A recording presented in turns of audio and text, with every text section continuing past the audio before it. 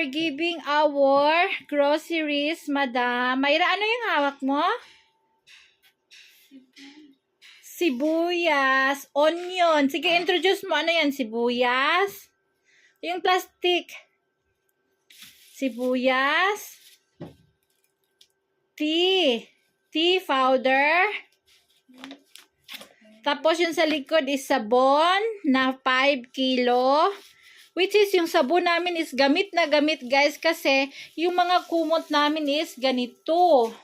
Tapos ganyan na ganyan yung labahin ko, yung mga cover, ganyan. So, yun. Kaya, meron kaming 5 kg na sabon, 10 kilos na rice. Alam nyo ba, guys, yung nasa balde, yan yung ghee or butter dito, gawa sa gatas ng kalabaw para sa pang breakfast almusal. Diba yung chapati, iba yon, dry yon. Tapos yung prata is basa.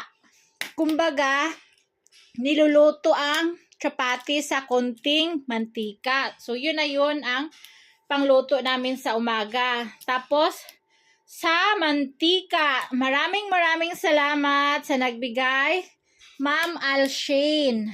Ma'am Alshane. Thank you po ng marami. Maraming salamat sa aming Christmas gift advance, Madam, sa aming food. Thank you so much. Super appreciate talaga yung food namin dito sa bukid. Lalo especially dito ngayon nga taglamig. Super po magtatago ang mga tao sa loob ng bahay. May pagkain lang, may harina, may bigas. So, super thankful kami, Madam. Thank you so much. Habang yung mukha ng isa ay nanood ng TV. So, Ma'am Alshane, thank you.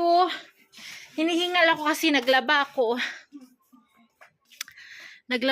Yung iba niyan tuyo na, dinadry ko. Ayan yung mga labahan namin, yung mga jacket. Andun sa taas. Tapos, yung iba tinanggal ko na kasi tuyo na. Tapos, ayan. The role of the mother is to clean. Pag walang pasok ang mga bata. So, yun. Thank you guys for supporting us. Salamat sa suporta. God bless everyone.